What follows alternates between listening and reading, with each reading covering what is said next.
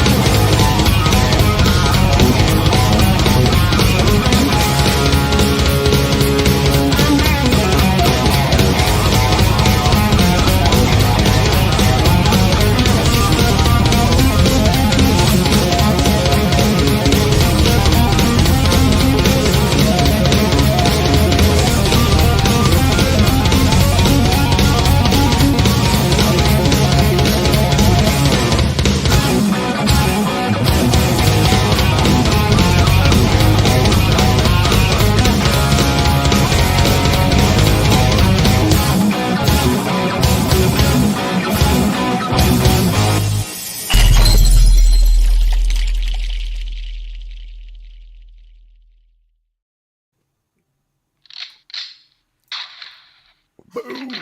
Boom. Yeah! Yeah, right on. Hey, man, it's Wednesday night again. Happy And this is Wednesday. Halenville Live. Yes, it is. February the 8th, Yeah. 2023. Fruitcake Tony along. Keith Campbell, Brendan B. Squared in the house. Special guest, Chris Gill in the Yeah, the house Frankie tonight. Gill. Yeah. Yes.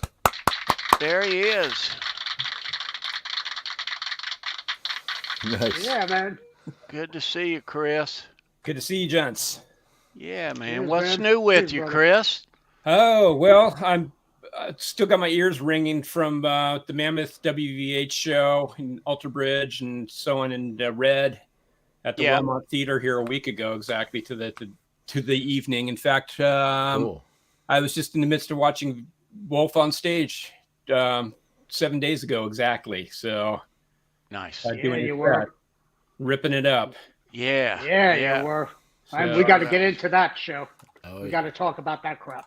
Big Yeah, time. I did put in the word for you guys in the Carolinas, and Wolf's response was like, I don't come up with these, the schedule for these things. And I mean, because they're opening right now, so it's out of his Yeah. control Oh, yeah.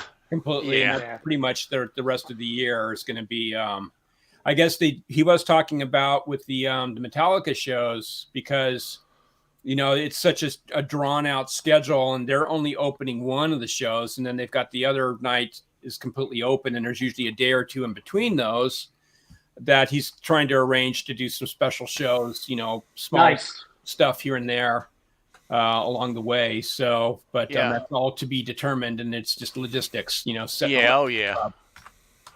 Well, cool. Yeah. Hope he comes back around. We will. If he doesn't come nearby, we'll be making a road trip to see this Kings and Pawns tour or either the Metallica. Yeah. Yeah. Yeah, that'd be cool. Yeah. Too. Yeah, going to talk these guys into doing a little sleepover at Brendan's house up in Poughkeepsie. And go see the Middleland show. Maybe we can hook up with you, bro. Yeah. There you go. There you go, man. I got room. Well, he'll definitely have a lot of downtime. So unless they pack everything with with shows if they can. So, Yeah. Oh yeah. but it's they're talking about especially going over to Europe because it's just going to be crazy. A lot of days off. Yeah. So they just Yeah. trying to fill in the holes a little bit and keep the Mammoth train rolling there. Yeah. Why not? He was Why actually not? kind of busy, the past month or so too over there, And from what I recall, he did a couple of shows in Amsterdam. in the Yeah. hotel. Oh yeah. Yeah. Well, they blazed through Europe here.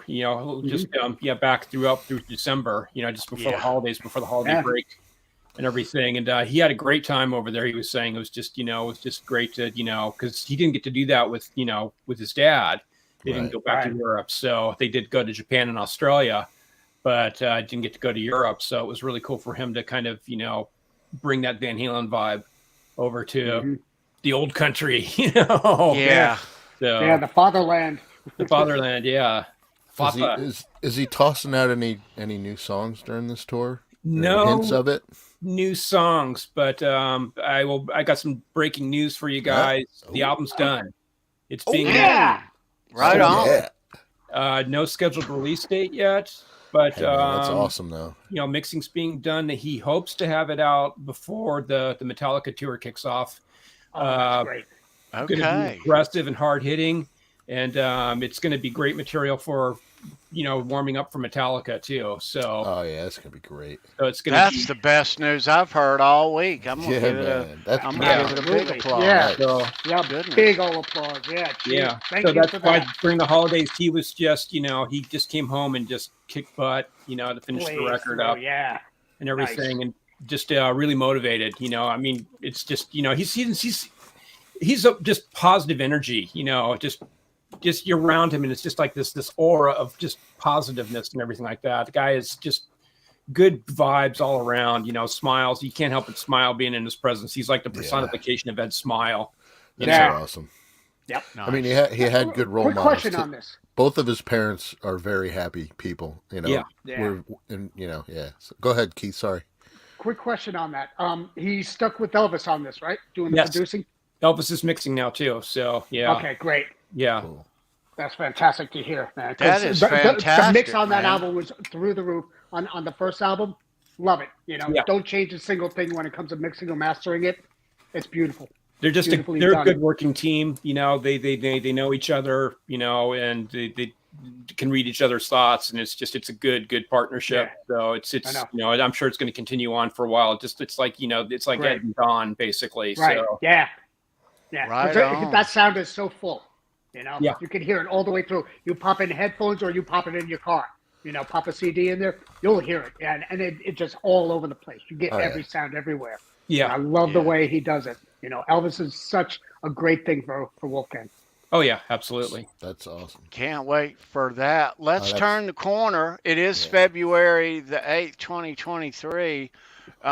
Let's see who's here with us. Yeah. Tonight, turn on that chat. Guys. Let me open it on up. Boom. They're jumping in, man. Okay, so good. Christopher Live Sawa, I see. Janice Lala is right behind him. Yeah. What's up, Ferd? Good to see you. And good to see Ed, as always. Ed, yeah. And congratulations on your win last week. Nice. Thomas Santiago in the house. Hey, Thomas Santiago.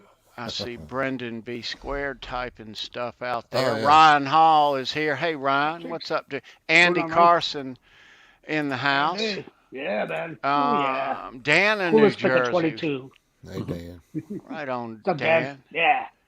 Lewis from Fairfield Guitar in the house. What's up, Lewis? Always good to see you, sir. Lewis. All right, R2, R3, Lock and Nut, our Van Halen R2, brother in the house. Right on, R2. dude. Good to see you, man. All right. Cool.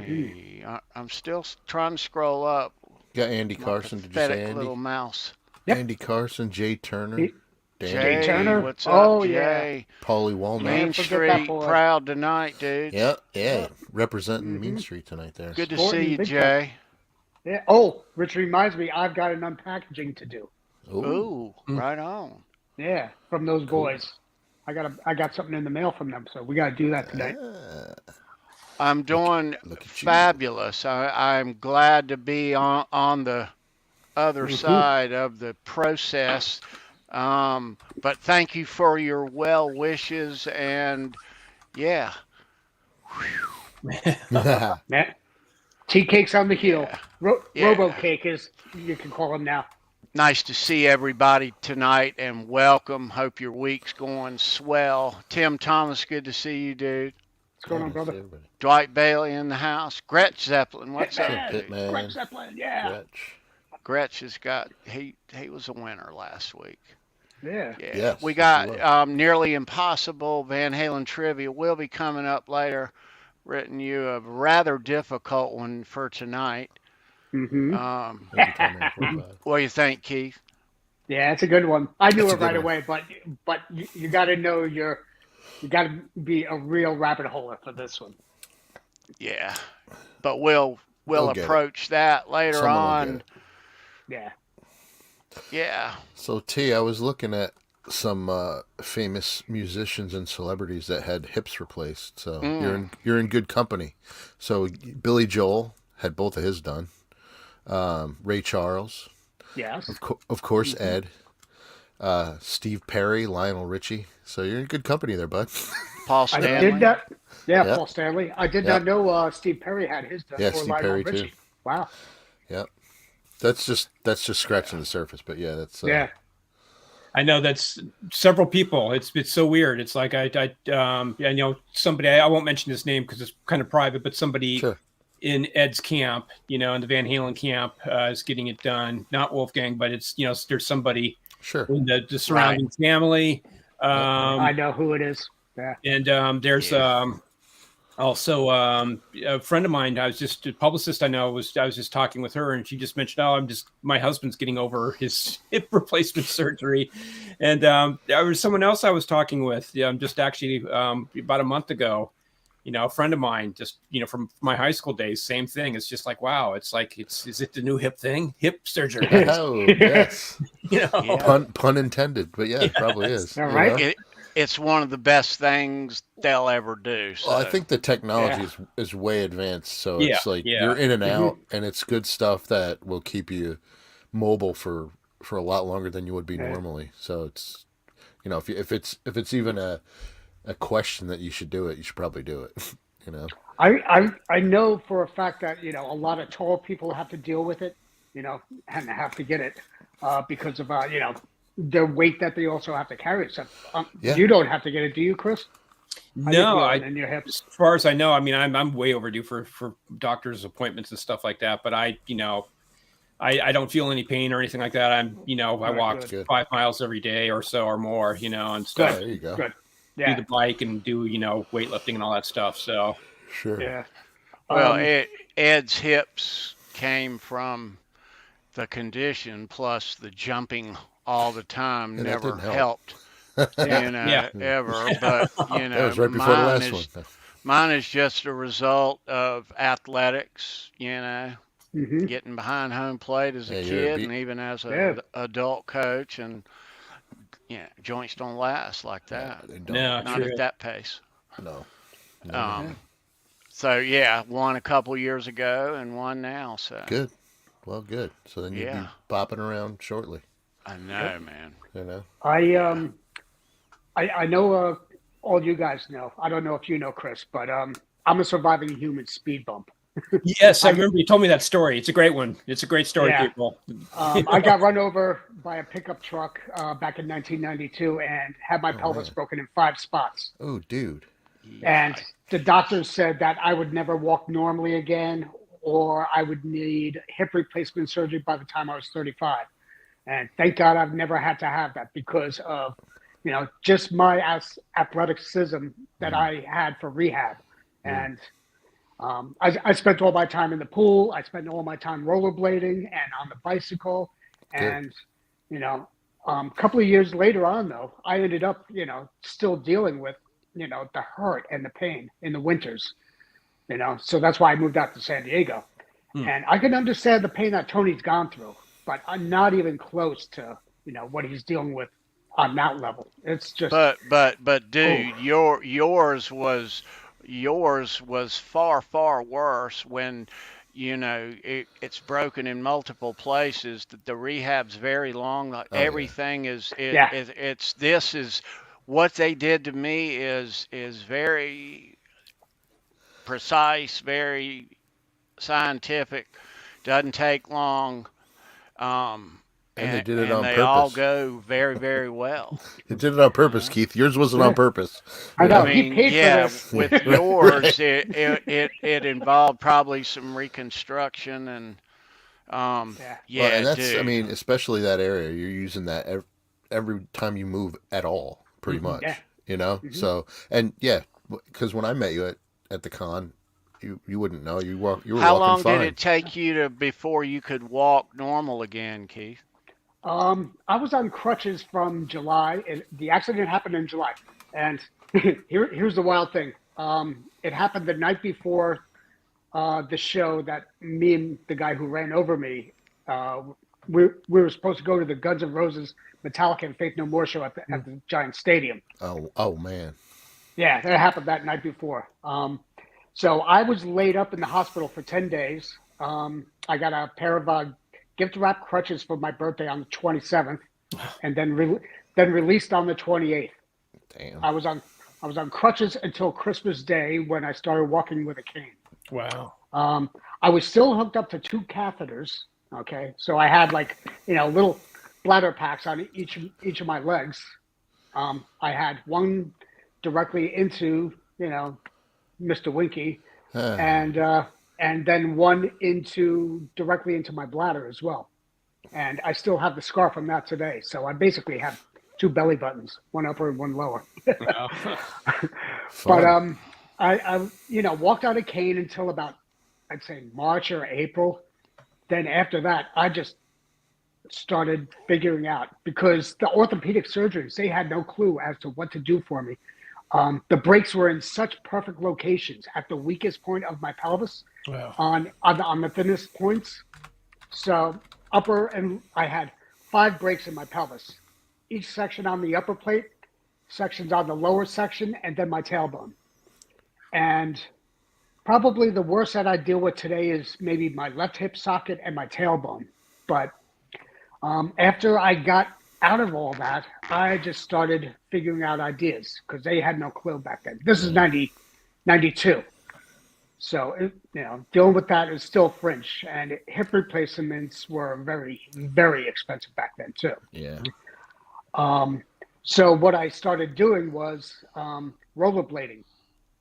Low impact. No impact, Once I got my catheters removed, I was able to get into a pool.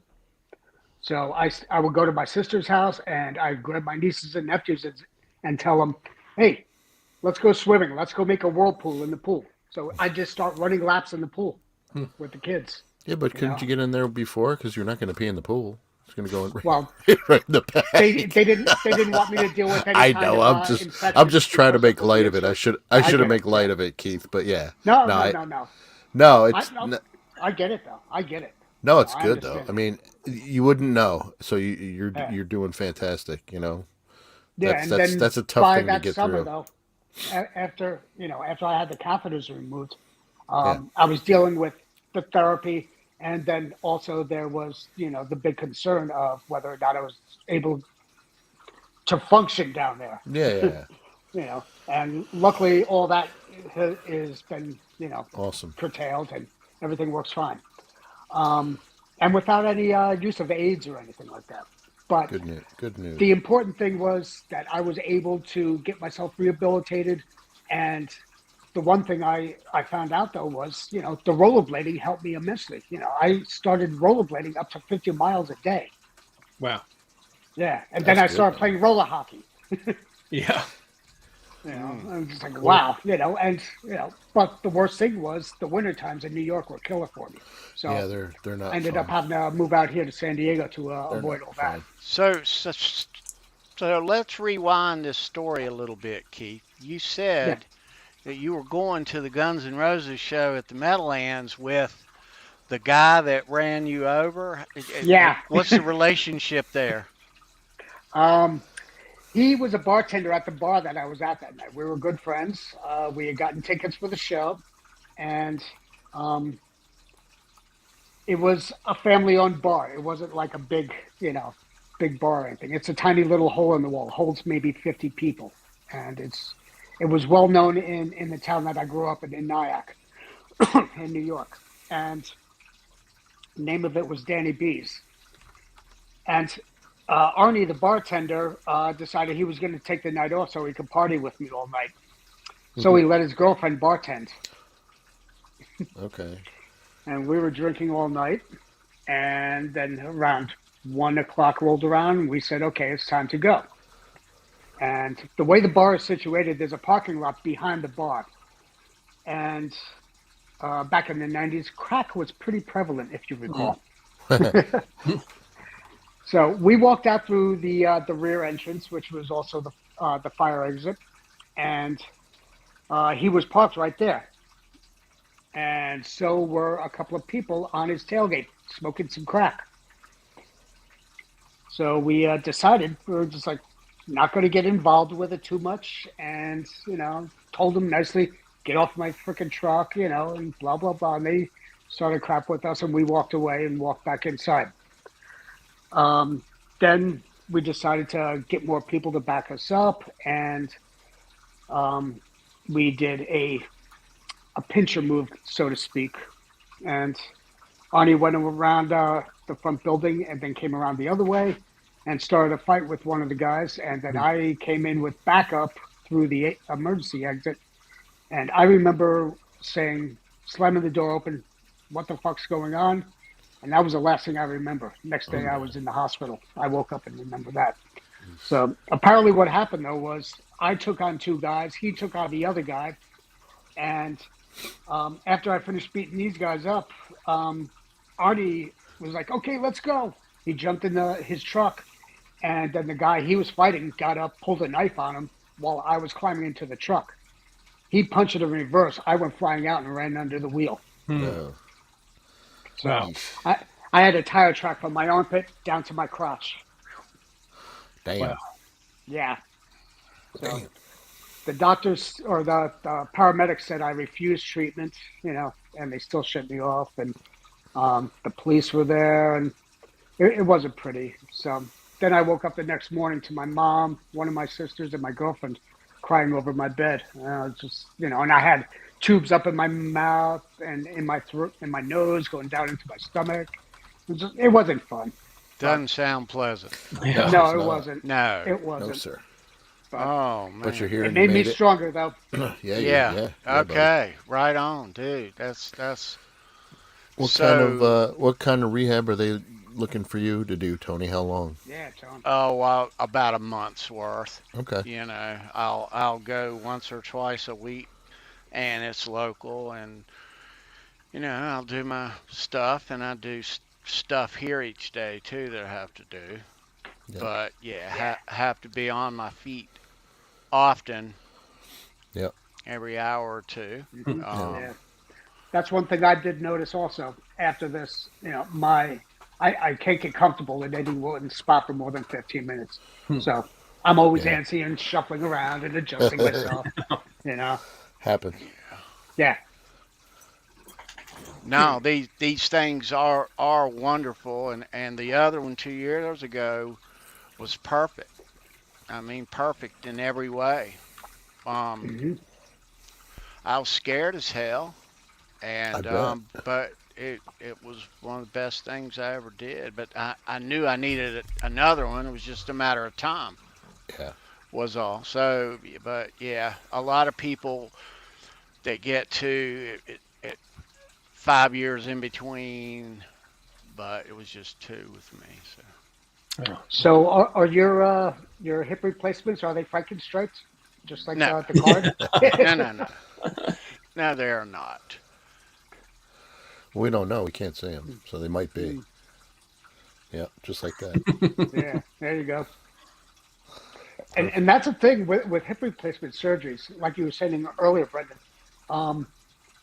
I remember when they first started doing that, and they broadcasted a hip replacement surgery on the Learning Channel on that show Operation. I used to watch that show all the time.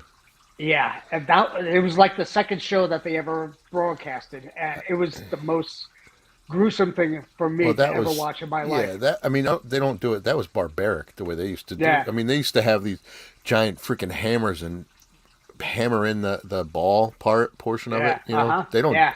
I mean, now it's like all technical. Yeah, they give you like a little booklet, technical. go through it with you. Like I know Tony explained it a while back. They tell you everything they're gonna do, and the pieces here and there. But yeah, I remember that show Operation.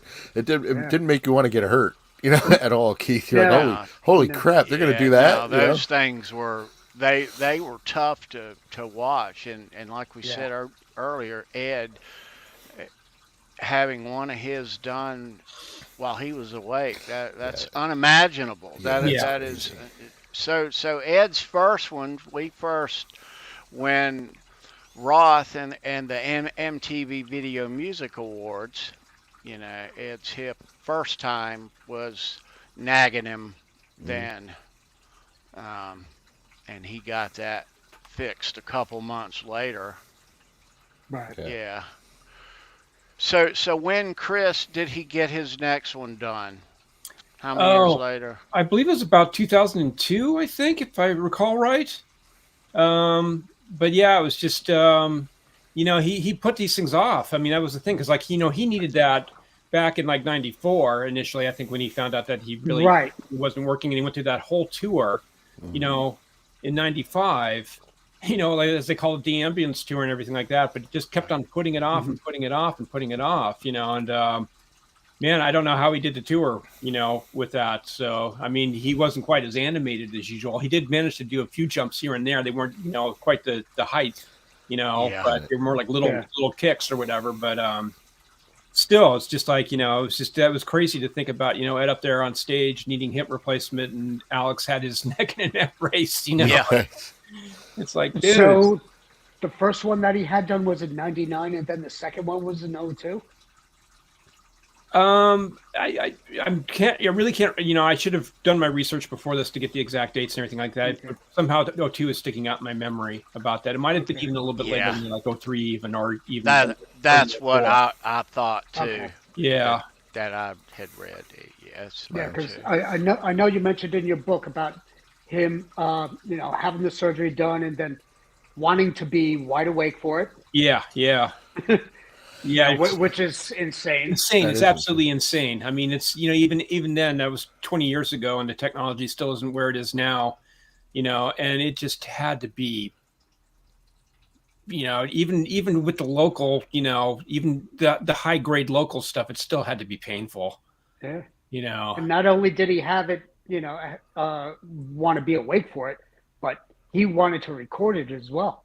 Wanted to record it and keep the bone, He did keep the bone. Yeah, he kept the bone. And that's one of my favorite parts in the book, was when he, the whole thing of like, he kept it in his freezer with the note that's saying like, this is my hip bone, do not eat. Yeah. Don't use it for soup and stuff. Don't make soup. Val, don't make any soup. Don't give it to the dog. Yeah, right. Yeah, keep this away from Sherman. If you guys haven't gotten it though, get the paperback. Okay, I'm reading through it again. And I'm gonna have to read through it again. It's been a while since I finished it up, so a lot of the stuff isn't as fresh in my memory as it was. But sometimes I think it's going to be there, but other times it's like I'm glad that we wrote the book, because it's just one of those things, that right. dig deep into it. So now I can refer to that. So yeah.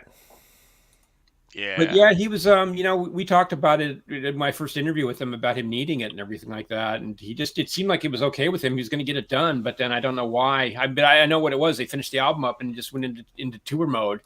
And it was just like, oh, well, we get that done. But I think he was so hyped up about balance, though. It was a big part of it. He was real excited about it and just didn't want anything to even possibly derail, the album and the tour. Yeah. Right. Plus, he was, finally sober. Yeah. And that's when he noticed all the pain. Exactly. Exactly. And he had gotten diagnosed with avascular necrosis, right? I believe it was the same thing that Bo Jackson had, which is basically degradation of your hip sockets. Yeah, due to everything that he was dealing with, Yeah, a lot of stressing it out, and the chemical abuse. So that probably didn't help. Lifestyle and a low calcium diet. So yeah. Yeah, he was jumping 20 to 30 times every show. Oh yeah. No, it was crazy. I mean, I just remember, especially the Van Halen 2 tour, when he was doing that whole thing where he would throw himself into his stacks, and he'd had Rudy back there holding them, from falling over and everything like that. But he would just jump up, during his guitar solo and jump into his stacks, and everything like that for show. And it's just like, man, if that probably right there, because you're talking about blunt force, going into that, Oh yeah. And everything. So, and of course, you're talking about how jacked up they were too. So, well, that tour, he was also jumping off of the drum riser over Mikey. Yeah. As was Roth too. I have a photo I shot. Well, Roth, I'm surprised that his joints aren't all shot. Because he even though he had that little square pad out there, his joints took it. Oh, yeah. I think he messed his knee up once. He broke his ankle once. Yeah. Yeah. Yeah. And his nose once. Twice. Yeah. Twice. Yes. Twice. Yeah, Italy and Jimmy Kimmel. Yep. Yep. And, man. You know, and he still have to get, kinesiology done to him after every show, before and after. Yeah.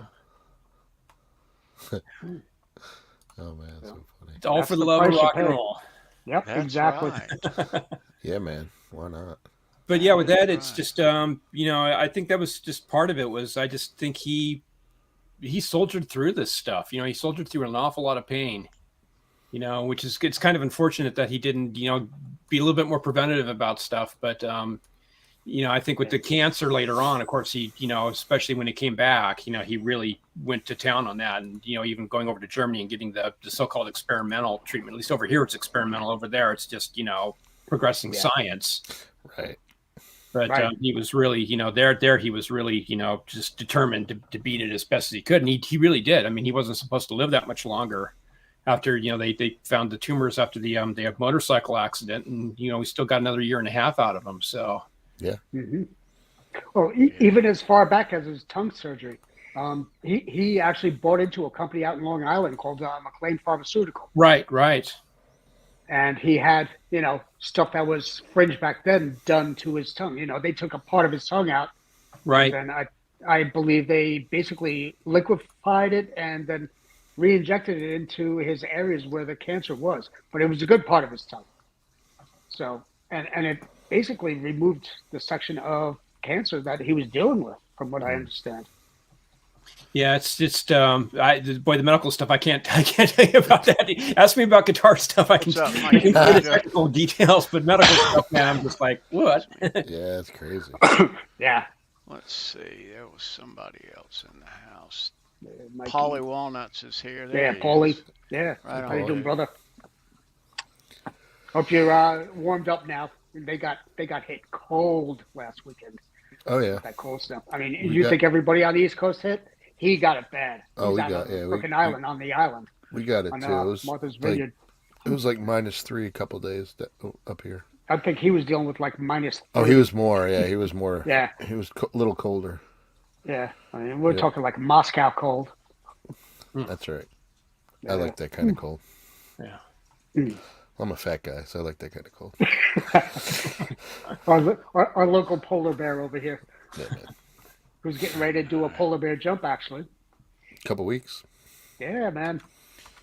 Yeah, do you know about this, Chris? No, I don't. So my wife works for the Alzheimer's Association, and she's been there 23 years. So about 12 years ago, I co-founded a fundraiser called Sub-Zero Heroes. Cool. And so every year we jump in a frozen lake and to raise awareness and funds for Alzheimer's. We do it every February. So yeah, it's pretty cold, but it's good. So yeah, I mean we enjoy doing it. It's for a great cause. Cool. And it'll be coming up in a couple of weeks. So I don't know. It's going to be like 50 though next week. So it's getting warm. I don't know what's going to happen. I was out today with just a hoodie. Yeah. Walking around. So. I mean, it'll still be cold. There may not be a lot of ice on the lake, but it'll still be cold. Believe me. It'll be cold enough. Yeah, definitely. Yeah, definitely. Yeah. But it's good. It's good. I can't wait to do it every year. So. Cool. Such a and good that's cause. Coming up Sunday the 25th? Yes. Saturday. Mm-hmm. Saturday the 25th. February 20. We live streamed it last year too. We'll do that again. So we'll do that. We'll be live. If you want, Chris, just take a look. So it's kind of fun. Cool. Yeah. Then that Saturday night we'll do the post game. But we will cover that live here on the channel 11:30 a.m. Yeah, it's 11:30 Eastern time. Yep. And we'll be on about an hour, and we'll watch that guy and his lovely wife jump in a frozen lake. We will. And probably about 100 and 120 other people. Wow. Usually we get that many people jumping. So it was great. Very cool. Yeah, it's awesome. I used to do that. It wasn't as bad in California, but it used to be my New Year's Day ritual to go out into the ocean, just in a pair of swim trunks and go out surf. It's still cold out there, man. Well, you got the cold, the cold flow, basically. Oh yeah, absolutely. It was cold. It was definitely, I didn't want to stay out surfing too long, without wetsuits. So it was, but that was my ritual through my high school years, up through my first few years of college until I moved away. So that's awesome. Yeah. My dad, my dad, he lived out in Long Beach, Long Island, and he lived literally 100 feet from the beach. Wow. And he always used to go out there for New Year's Day with the Polar Bear Club. The Polar Bear Club. He was one of the first members of the Polar Bear Club for that area. I think that's almost worse because with that, the ocean doesn't freeze, right? So you're running in and then you're running out. At least when we do it, we're jumping in and getting the hell out of there. So, you got two, you got to go in and then come back out. I was like, man, that's craziness. But plus, you got guys in the water waiting for you. With the suits. Oh yeah. We do it the right way. We're safe. We have ice rescue guys. We have EMTs. We have they're in dry suits. There's probably like 10 or 11 of them around, so it's very safe. So. Yeah, we will. Yeah. I'm trying to get Tony up there for some cryotherapy, but he wouldn't go for it. I'll come and watch. I'm certainly not going to jump in a cold lake. I'll jump in with you. I'll jump in. Nice. I'll do it. Yeah, I got balls that clank. I'll do it. But after I jump in, they won't clank. They'll be. Yeah, they'll be up in your throat. That's not an Adam's apple. So, Chris, what in the past did Ed tell you about him wanting to be awake while he got his hip done and videotaping it? It was a weird thing because I got the vibe that it was just, most of those interviews he did with Brad that were of that nature. But, we did talk about some stuff later on, and it was really just him.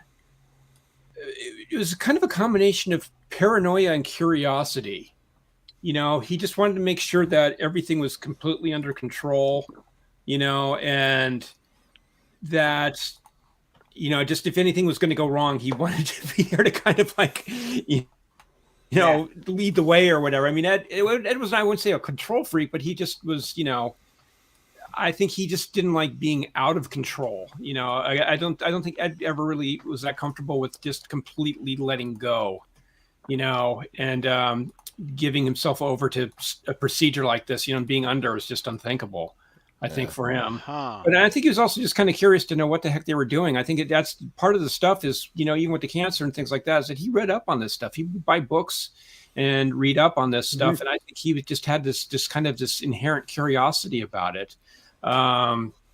Knowing Ed's brain, he probably could have become a surgeon if it really interested him, I think, just because he just had that way of just, taking stuff apart, and just being very analytical and everything. So I think that was it was, like I said, it was partly, just this curiosity as well, of just what is indeed going on here. And it's my body, the bone, keeping the bone thing, I don't completely understand unless it was a Walt Disney type of fantasy thing that, hey, maybe they can use this thing, and put it back, or, maybe he's going to make a guitar out of it. Who knows? But, Here's what I wanted to do. When I lost my finger in the military, okay, they'd amputated, and I asked the doctor, can I keep that? And I want to have it, mummified and then put onto a keychain. That way, if somebody pisses me off, I can give. You can still give them the finger. Yeah.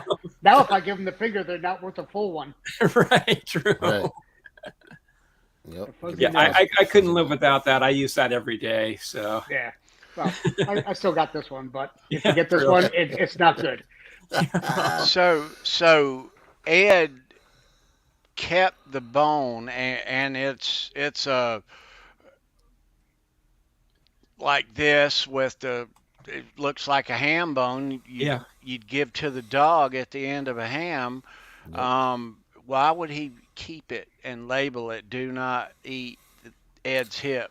That's just Ed, man. Yeah, I never figured that one out. I wish, that's the kind of thing you just don't ask somebody. You probably don't want to know the answer, but that was just something that was just like, whoa, That's quite a detail.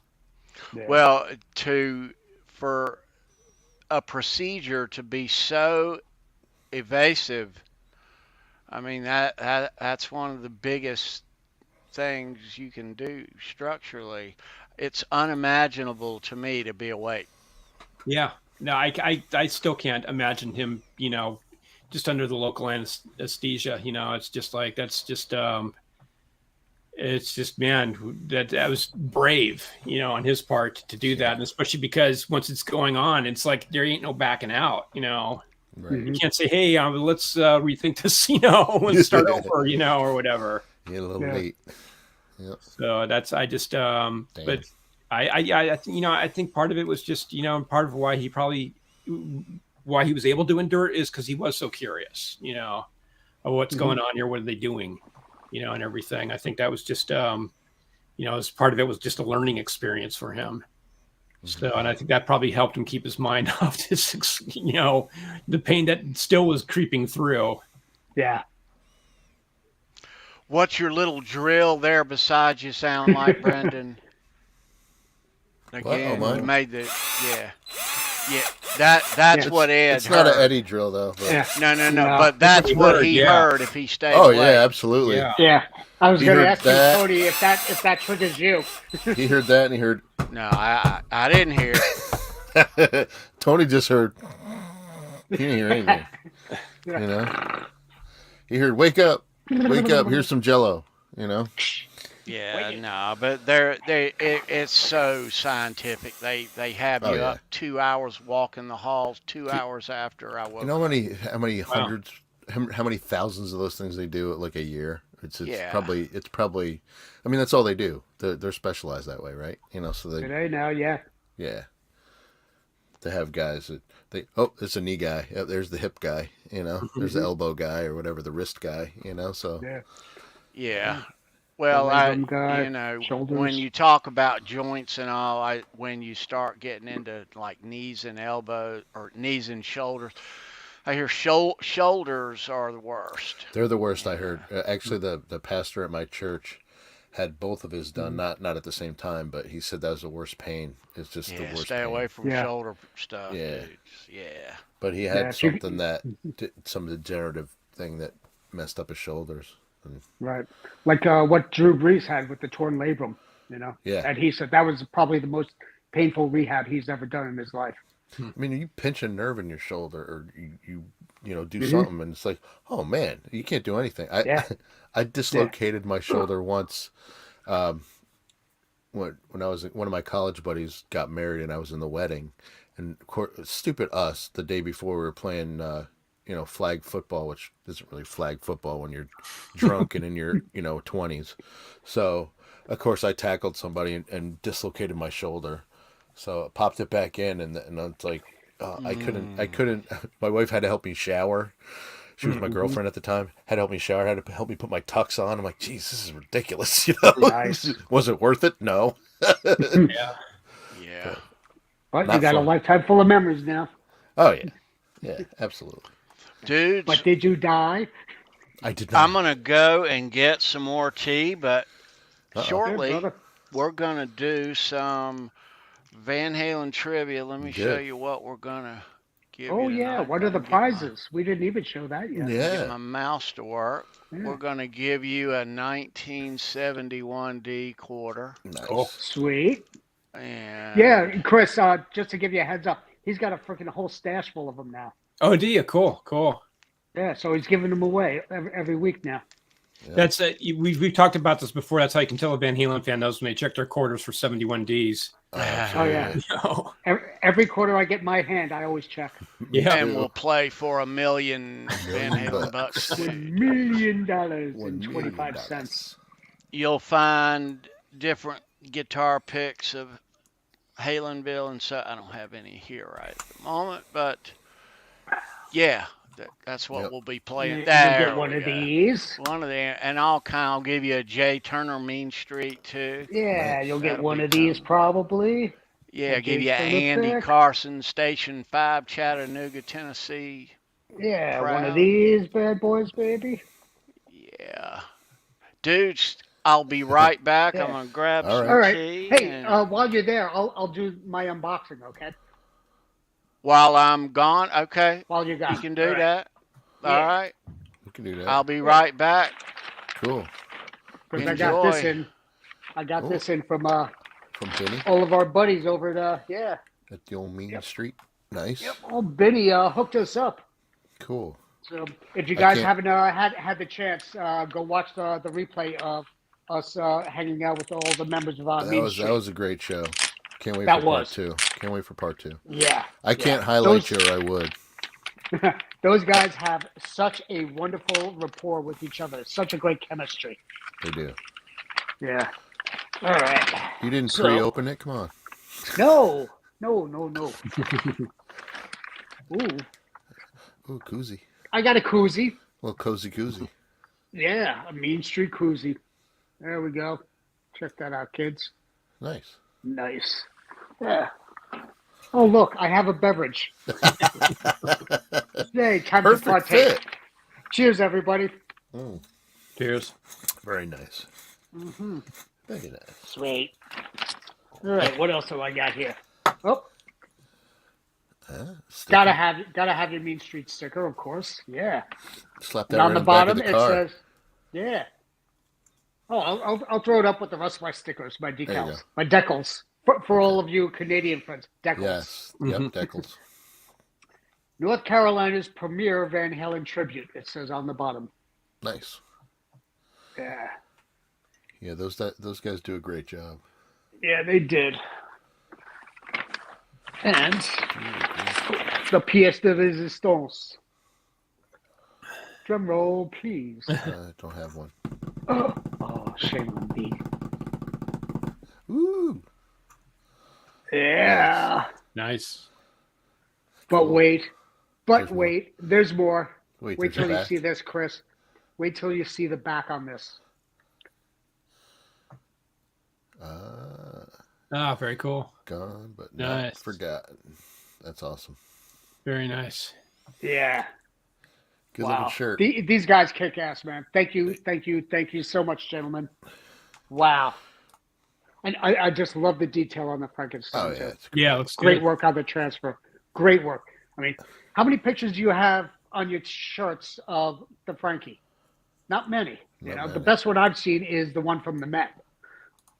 So, there you go. That's a great shot. Yeah, really I love this. I just freaking love this. It's so beautiful. Thank you, Benny. Thank you, everybody. Thank you, Jay. Thank you, all the guys. All the guys. Wow. Phenomenal. It's nice little, I just freaking love this. Nice little care package you got there. Yeah, during the trivia, I may change out of my little I wore my Hula Girl shirt because, the hips and everything. So. Yeah, there you go. Cool. Yeah. Yeah, there is a theme. I looked at this and I always thought, she reminds me of Marianne from Gilligan's Island. Oh, yeah, she does. Yeah. That she does. Yeah. I mean, it's from the 2015 tour. But, yeah. Got this down at Chula Vista. Second to last show. Wow. Yeah. Yeah. Yeah. Actually, if I recall, I think you put one of the pictures from that show in your book. Yeah, we did.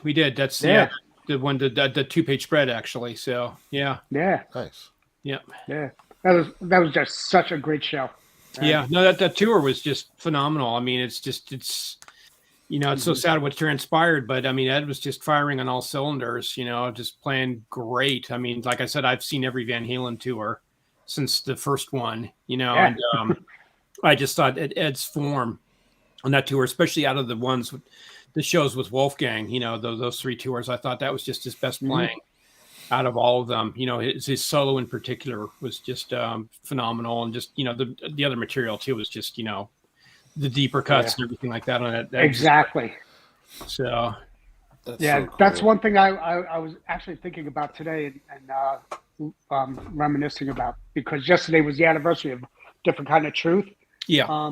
And I saw them at up at SDSU on June 14th, Flag Day, and I went with my stepdaughter.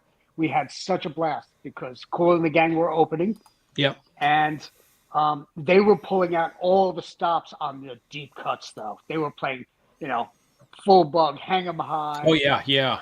You know, all the stuff you wouldn't even expect to hear. They did Out of Love Again. Yeah, yeah.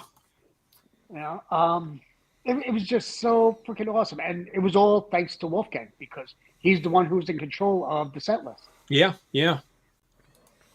No, he did a bang up job of just putting that stuff together and just being kind of the band leader, of sorts. Yeah. Yep. Mm-hmm. Yep. Yeah. Jerry Leica, nice to see you. What's up, Welcome, 40 Grit. 40 Grit. 40 Good to Grit, see you nice. guys. Nice That's handle there, some man. rough ass sandpaper. 40 Grit. Yeah, man. For those stubborn stickers you can't get off your guitar, 40 Grit. Yeah. Hey, isn't that what Eddie used on Frankie? I don't know if he went that low, did he? I don't know if he went that. I know. I have Maybe some theories 80. about some of that. Yeah. Some of that. Those. I mean, a lot of those abrasions on that guitar were just from him throwing it into the back of his pickup truck. Yeah. So, he had that flatbed, and he just would. I mean, it's crazy because he just didn't baby that guitar at all. No. Later he did. And in the later years, I think he started to realize, hey, this is really, I think when it came to with Clapton auctioning off Blackie and some of these other things that, I think Ed started to wake up and go like, hey, this guitar is probably worth a mint. I better not just destroy it. I mean, even with him getting the specs for the pickups and everything when he was doing the $25,000 remake, in 06. I mean, what if I recall the quote on that was from Chip Ellis? It was $1 billion pickup. Yeah, a piece of shit $125 guitar. Yeah. Because it wouldn't even own out. Guitar now. It was originally $125 guitar now, but talking about a return on investment, right? Yeah, I know. Thank you, Lynn Ellsworth, for giving him the second. Yeah. Yep. Man. So I did get some Wolfgang some news about the SA-126 too. So yes, I was going to ask you about that because we did see him playing some different ones. He had a lot of different ones out this time. If you notice, at the end of the show, he's playing one that's like an olive drab, stealth green, and that's basically the production model. So they're still making a few tweaks. He said that he'd just come from Nashville, so he'd just seen Chip because Chip's out in Nashville. Right. So Chip bestowed upon him, there was the Mr. Pink. It's the pink one that he had at the very beginning of the set. And it's another new one, of course. I love he named it Mr. Pink. And he had some new ones, some new pickups in the black stealth SA-126 that were he said it was a little bit too hot. So because he was getting a lot of feedback. For a while, I didn't really notice it that much. He had it under control, but he was just saying he just would turn towards the amp and he would just start feeding back. So he's ultra hot. Going to have to tweak that one a bit. But he mentioned something about some type of cut that they made. I think it was working on the inside. I don't know if it's the internal block or what, but he said they came up with something and he said it makes the guitar sound bunch better. I'm not going to say 100 times better because it already sounds really good, but it's made it improve the sound in a big way. And it also took 45 minutes off the production time. So it was like one of those things that just happened to work out great in two respects. So it was really interesting detail. Would it maybe have something to do with the hollow part?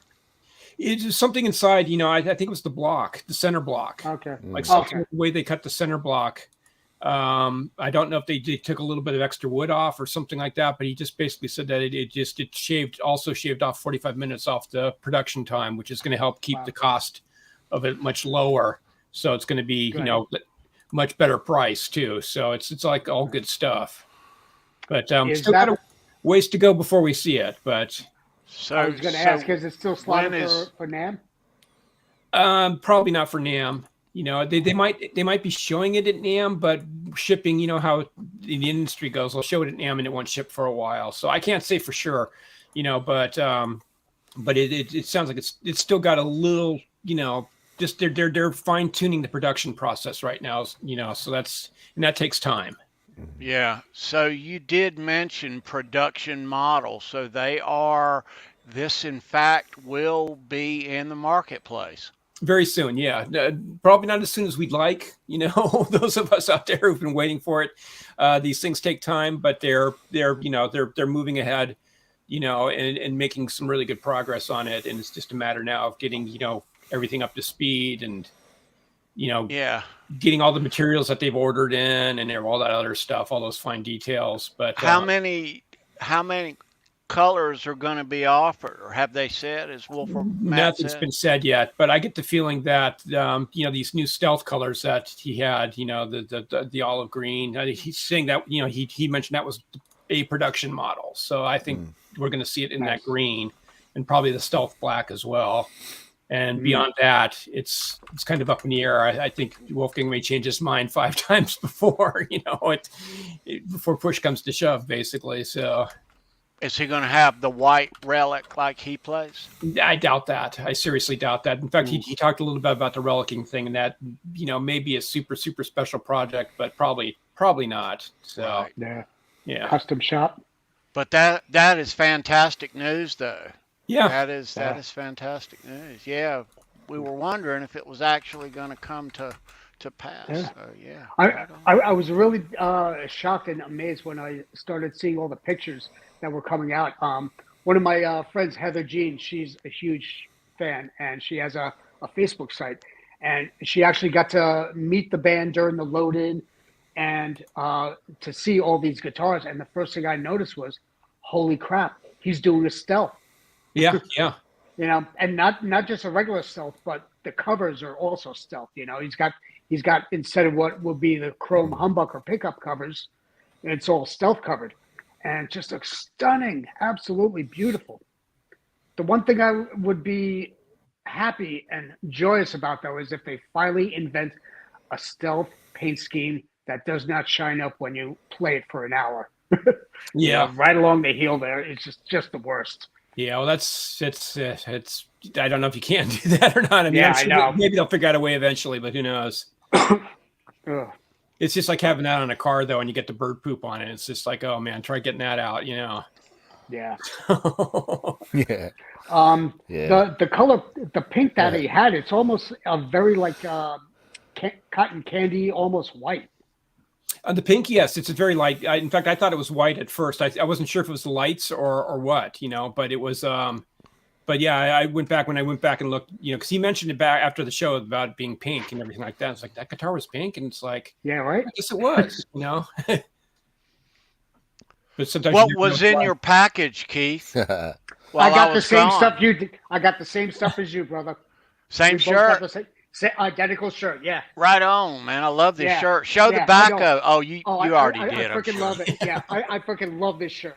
Me too, bro. This is show it again. You can't see it favorite.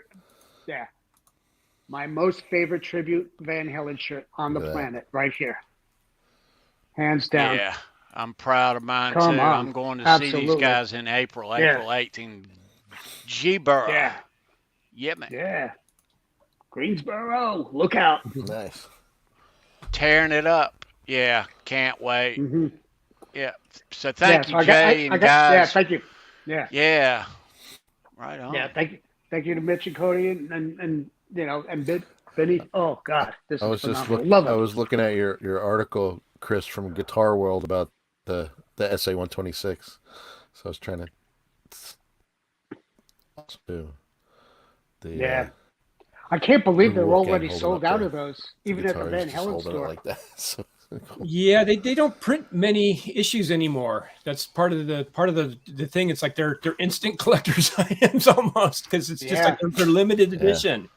It's just it's the nature of print nowadays. I mean, but the shocker is that your Guitar Aficionado is still up for there. Well, that's we printed a lot of those actually. So that was. I still love that. Still love that issue. I still use that as a reference every day. Yeah, no, it was Wolf and I were talking about that even, it's kind of for me it was like the highlight, not just of my interviews with Ed, but just my career, really. It ranks up there, if not the number one, and definitely in the top 3. But I'd have to say number 1 because it's like, my gosh, just imagine spending a couple days at 5150 and at Val's house in Malibu and everything, and seeing all these guitars and everything, and It was just, it was just the coolest. I mean, what can you say? It's just, you're in the presence of all these guitars that, some of them you've only seen pictures. I'd only seen pictures of, and here it was, in the flesh, the Rude guitar. My God, that was just, that was like a glimpse of, you got a nanosecond of that on tour, in 81. And then, video actually just released, was it today or yesterday, of him playing it from 81. Yeah. Oh, wow. Cool. Yeah. It's like maybe a 10-second clip of him playing it. Wow. Cool. Like, wow. Yeah. But the cool thing about it is, I mean, not only did you get that, but you spent a day in a warehouse full of his amps as well, right? Well, the amps were Matt Brooks. That was the cool part. That was the extra added bonus. That was just such a surprise because Matt has just such a deep collection of British guitar amplifiers and stuff I'd never even knew existed before, and it lit a bug for me. Like, I collect those things now, like he does, not on the level that he does, because he just. Matt, having been out with Van Halen and everything, has all these these connections overseas, and he would have stuff shipped back, from bands going over there on tour, they load them up in the crates with them, and ship them back and whatever.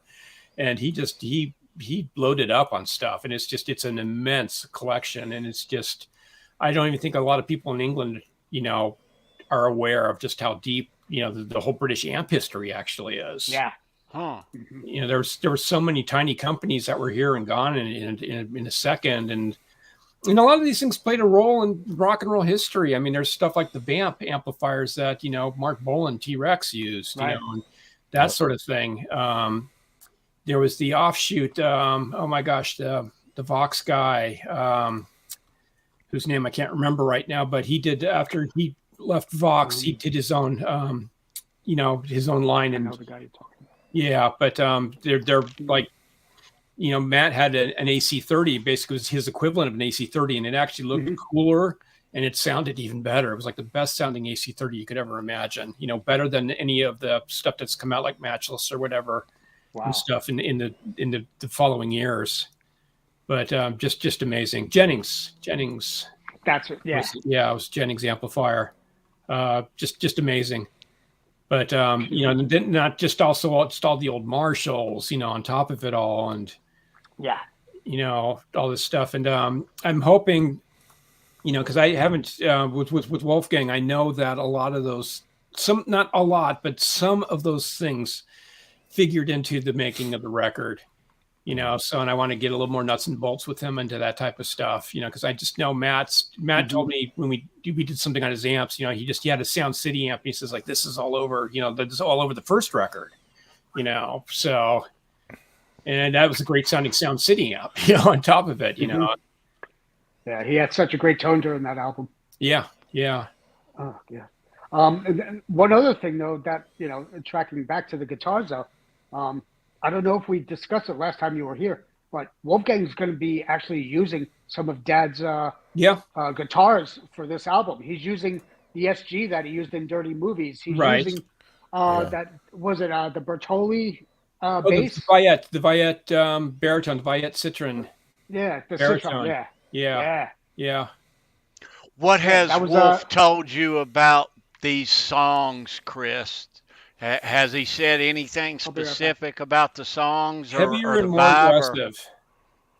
Heavier and more aggressive. So, it's a good thing that, he'll, because he'll have to have, bring his game for the Metallica opening slot, especially, wherever he shows up with Pantera, so on the same bill with them. So he's going to have to, he's going to have to come in all guns blazing, basically. Yeah, right on. But this album's supposed to have, some good, heavy, aggressive stuff on it. Cool. That's good to hear. Yeah. Yeah, can't wait. My goodness. Oh. Has he said anything about when he'd like to see it out? Definitely before the tour. Before he hits the road with Metallica, he wants because he wants to break out the new material too. It's kind of interesting because he hasn't played any of the songs live. Right. At least I've been keeping track, and it's pretty much the same 8 songs. he's been playing in the set, and it's all from the first album. So, but I know he wants to break this stuff out on the road, but I think he wants to hang on to that element of surprise with the album too. So, but he's just, it's out of his control. He was saying as far as the release date goes, but he's got his fingers crossed that it's going to be, hopefully May or June, but before the Metallica shows. Yeah. Cool. Has he mentioned any of the previous songs that he's already played for this? I think he played a couple of them during the previous tour. As Long As You're Not You, and I'm drawing a blank on the other song that he played.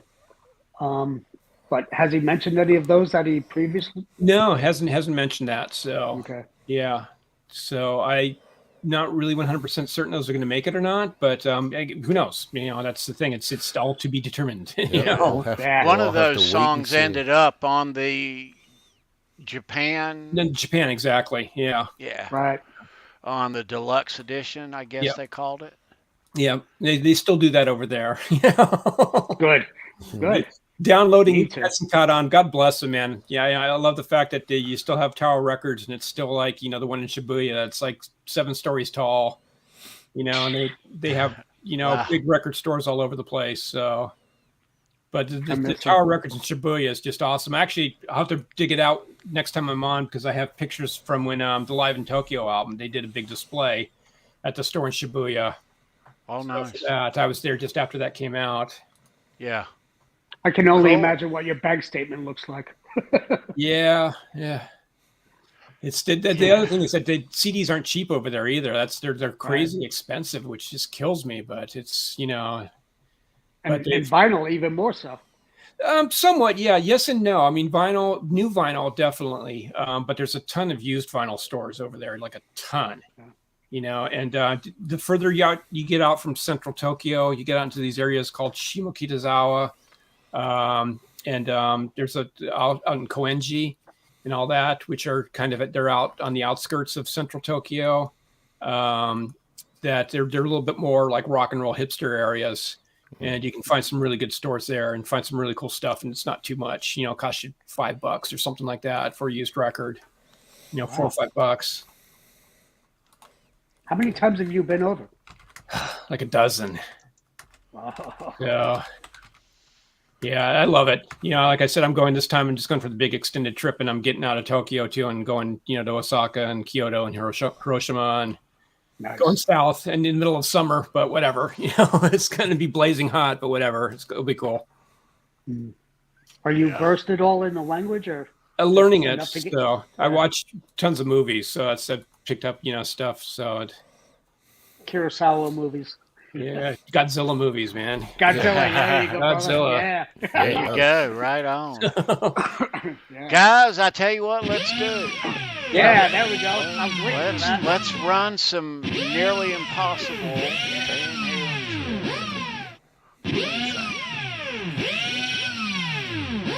Halen. Got it. There it is. We got a good question for you tonight. I don't think anyone's going to get it, but I always say that, right? Yes, you do. You never know.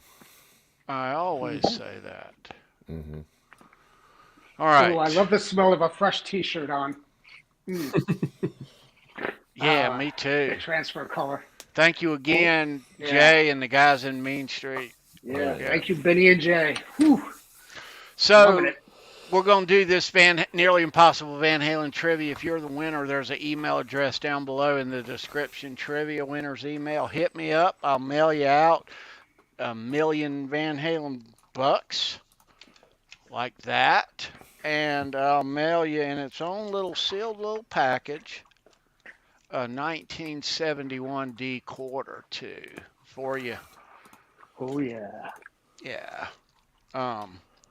Yeah, good question for you tonight. Good luck.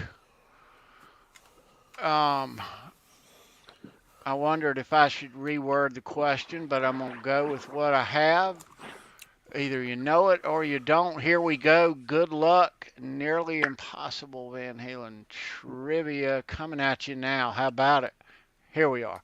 A term used by Edward Sammy and Don Landy to describe the addition of effects on finished tracks.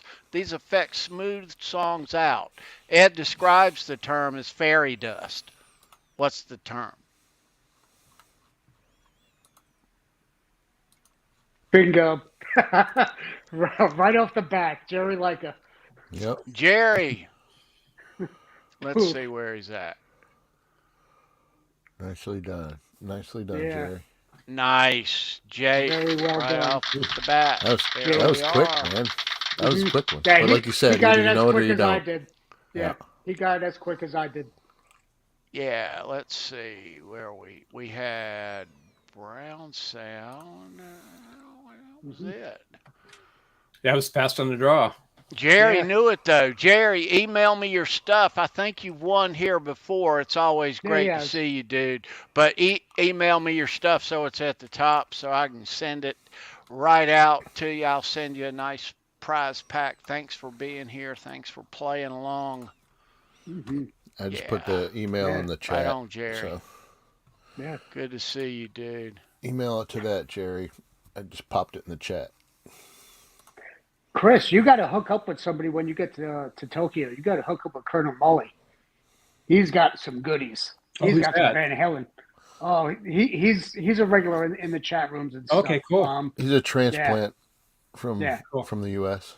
You know, the other thing I forgot to mention is that they have all these crazy bootleg stores over there, and both video and audio stuff. And of course, we now have all this stuff on YouTube and wherever, right, and everything like that. But it's really cool just to go to these places. There's one place that I like to go. It's hidden in this building up on like the 6th floor, and it's just like it's a library. You know, it's just you go and there's there's whole sections of stuff. You know, I got a couple like the Van Halen 1984 tour videos, and you know, it's just really some cool stuff. You know, the audio stuff is really crazy because it's like every time I go, it's like, oh, I went to that show, you know, I went to that show, you know, so I go into like, you know, getting stuff I wish I had back in the day. So that's a cool thing though, because, you know, I mean, I'm past couple of years, I've been finding stuff that, you know, shows I went to.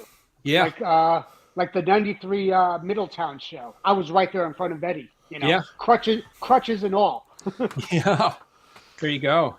I'm sure, Chris, you've hit up the hot springs over there in Japan. What are they? What is it? An onsen? Onsen, yeah, the bathhouses, basically. Yeah.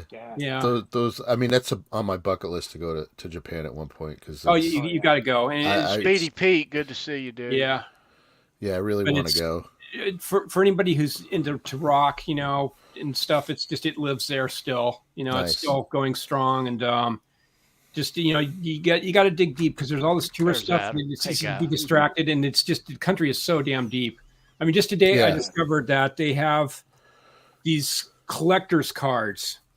They do like all these decorated manhole covers all over the place. Oh wow! And all these different towns have all these different sets, and sometimes they're just related to nature or something local. But then there's like a neighborhood that's like, it's the Ultraman neighborhood. And they have like 6 Ultraman manhole covers in various places. Not only that, they have like all these statues, and even the street lights are designed to look like Ultraman and Ultraman characters. And even like the barricades, I just found out some guy like it just goes crazy. It's like the more you look, it's like all these Easter eggs all over this part of the town. Yeah. Tony, we got to move to Japan. We got to build our own Halenville. The barricades they have are actually embossed on the top with like Ultraman and various Ultraman monsters and stuff. I'd like to go there. It's nuts. And then you go to the local. There's like the local tourist info center, and you can get these trading cards. And they have like 200 of them, like all over Japan. Like people are crazy enough to go to every location and get these cards. There's so much art. It's like a Pokemon Go thing. Yeah, it is. It's kind of like that. And it's like in Shinjuku, they've got for Godzilla. You know, they've got 2 manhole covers there, and you can get the card there by the Shinjuku station. But it's just like the more you dig into it, the more there is. You know, and there's all these great rock and roll bars. And there's like one that's on kind of on not the outskirts, but it's in Shinjuku, but it's up and away from the main station a bit, so it's a little bit off the beaten path.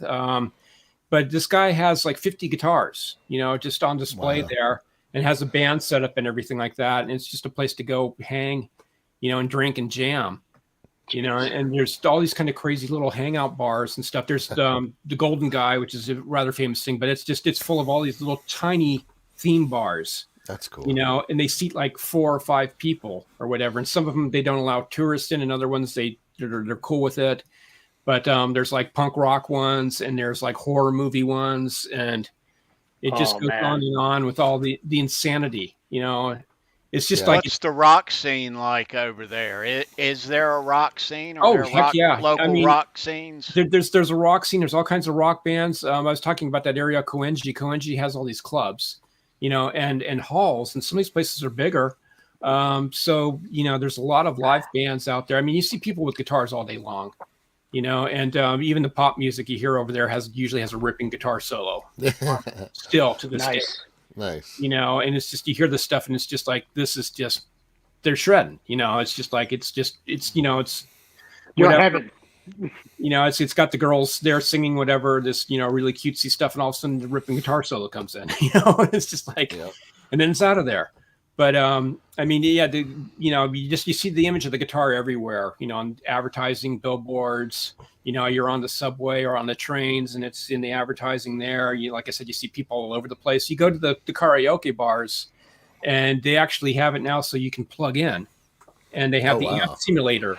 That's pretty cool. That is so cool. You can even just show up and do just your band. You don't even have to do, the singing thing. You can just show up and do the band at these karaoke places now, and they have all these, simulators, amp simulators and everything like that. So you just bring your guitar. That's so cool. Do you have? You said you were learning the language. Do you still have language issues? Because I can imagine if I went there, I would have my phone and the app, and every time I wanted to know something or ask somebody something, it's people don't. There's not a lot of people who speak English over there. So that can be a bit of a challenge, but you get by. I do. You find the technology thing helps. Like especially like, I generally take like the trains and the subways. If I ever have to take a taxi or anything like that, I just bring my iPad and I have it on the map to the place where I want to go, and I just point and say like here, you guys. Yeah, you can just tap right now and send the directions right onto his quest. But Google Translate's amazing though for like because trying to read the characters and everything like that can be really difficult. But now you just I know the writing and the signs. They do a lot. They put a lot of the signs though in English now, don't they? I mean, I think a lot of the signs are in English, so that's not so much of a problem. Right. There's always a weird thing with how they number buildings and stuff like that. It doesn't make sense to a Westerner at all, and it doesn't make sense to them either. They just kind of. I heard the story was like they number the buildings as they're built. So right, exactly, yeah. So it's not like a number, like a sequential set of numbers or whatever. Right. So the sequential to building permit, yeah. Yeah, Google Maps is your best friend over there for navigating. It's like you're looking at a compass. Like you're an explorer or something like that, and you just follow the little arrow as you're going around. Because it can be a maze too. Because it's like they do have a few main streets and stuff like that, but it's really wonderful because there's just all these tiny little weaving alcoves and stuff like that, these little alleys and stuff, and you can venture down an alley and discover an entirely a world of like bars and little izakaya, yakitori restaurants and stuff like that. That's the wonderful thing because they didn't level the property. They kept it as is and they just built around it, as opposed to leveling it and then putting in a grid system. Yeah. So it's all these little winding streets, and you'll go through some of these areas and it'll be just wide enough for one car to get through. And it'll be a bustling shopping and dining area. It's just a lot of scooters and bikes. A lot of scooters and bikes, and just a lot of people on foot. I mean, it's right. The train system's really good, so you can get pretty close to maybe 15-20 minute walk to most places. Some places a little bit further, but in general, it's all really close by. Yeah, it's huge though. It's sprawling. It's massive. Yeah. That's the other thing. You got to go a couple of times, I guess, to see it all. Right. Even then, this next time I'm going, and just like I'm still finding stuff. It's like, oh my god! It's like I'm going to have to book another 6 months. Yeah, right. Yeah. How long are you going for this time? Possibly either 2 or 3 weeks. So trying to work it out. Awesome. Nice. Yeah. That's great. Keith, let me ask you, doesn't Jason McNamara live over there I believe he does. in Yeah. Japan? I think he and does. runs a music. I What's the name of forget his which music island. store? Yeah. I forget. Oh God, I'm drawing a blank. Do you know, Brendan? No, not off the top of my head. Yeah, I don't either. Just asking. Yeah. So I'm hoping to get there early enough because I know Wolf's supposed to be over there. I think he's playing a show on July 4th in Tokyo. Oh, and nice. Okinawa, a couple days before that. So, but Yeah. I'm really glad to see Wolf going to Europe yeah, as That's cool. young in his career like that. I think it's healthy. He needs to be worldwide off the bat if possible. So he needs to spread the word. I mean, that's the thing. He's this is time to hit it. Yeah. Yeah. Hey, Neil. Just like he did on What's up, Neil? on the previous tour. Yeah. He was hitting all of the club dates, and he did 2 days in Amsterdam alone. Yeah. Which was phenomenal. I loved it. Yeah. And then if I recall, he did 4 days in London to finish it out. Something about like that. Yeah. Something I can't remember the exact details of it, but it was like over in England and over in the the main section. I guess they were just talking about though. It's people think it's Europe, it's a smaller area, but it's like but the cities are more spaced out. It's like instead of like here, it's like you drive 5-6 hours to the next city. There, it's like 12 hours. On a train. Let me ask you this, Chris. This has been on my mind a little while. Our guitar heroes, we can take Ed out of this, but a lot of guitar players their playing improves in their career as they get older. As they mature, their skills get greater. Something tells me that Wolf Van Halen is going to be that next guy. I just think his playing is going to get better and better and better. And I think I agree. I think he's really but he's also got a good sensibility for a pop song too. So he knows not to overdo it. He's not going to do a shred record per se or anything like that. So he's kind of the whole package in a way. I mean, it's kind of what you need nowadays to catch people's ears, because but he's definitely got the talent. We saw that with just how well he played his dad's stuff, there at Wembley and at the Forum. And he's given us some hints of that on the first album. And I think this next album is going to be even more so with the guitar, playing level that much higher. Yeah. I mean, imagine what his skill level will be at, let's say, age 45. Yeah. Yeah. Goodness. Yeah. Well, it's like, I've been deep in Jeff Beck land here, writing about him, but it's like, you look at what Jeff Beck did, and it's like, he really, he just kept on going. He just kept on progressing and coming up with new stuff and, mastering new techniques and stuff. And it just, he wasn't like, oh, I did this when I was 20 years old and I'm going to just repeat that for the rest of my career. Yeah. How old was he when he stopped using a pick? Yeah, that was around the, really Guitar Shop was the first album he did, without a pick. So that was in, 89. So 89. Yeah. But that's, people think, oh, he did this, he did that. But it's like, no, he progressed. He was doing stuff without a pick, but he really gave up the pick for good by Guitar Shop. Mm-hmm. So one of my favorite albums of all his. Yeah. Yeah. Blow by Blow, Wired, and Guitar Shop. Top three.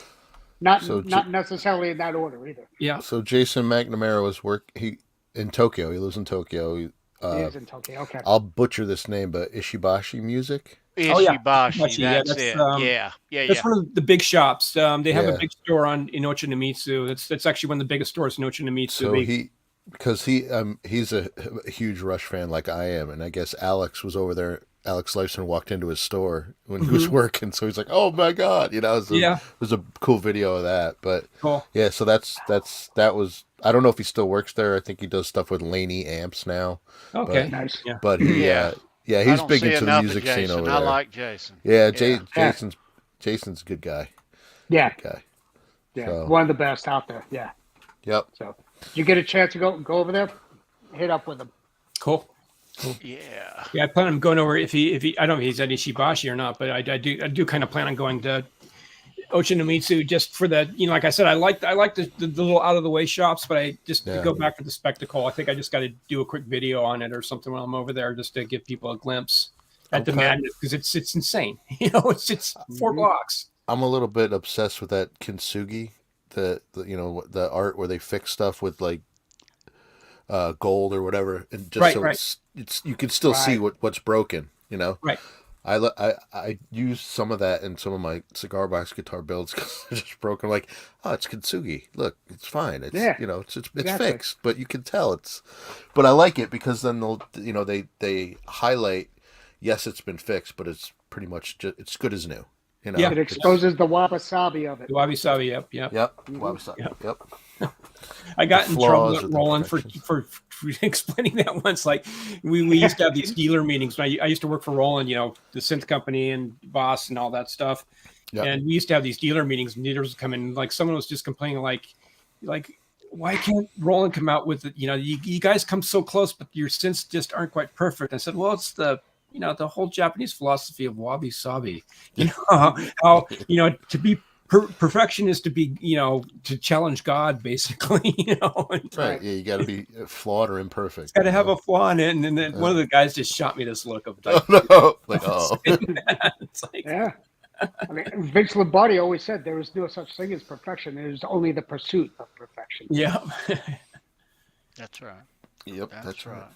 Yeah, but it's got to be neat to go over there in places like, and even more so if you're out on tour, to go visit these local music stores and guitar shops, while you're in town. Heck yeah.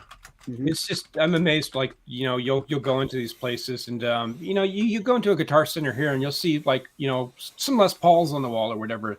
You'll go over there, the whole wall will be Les Pauls. That's on a floor. There's like a floor. Yeah. It's like Gibson.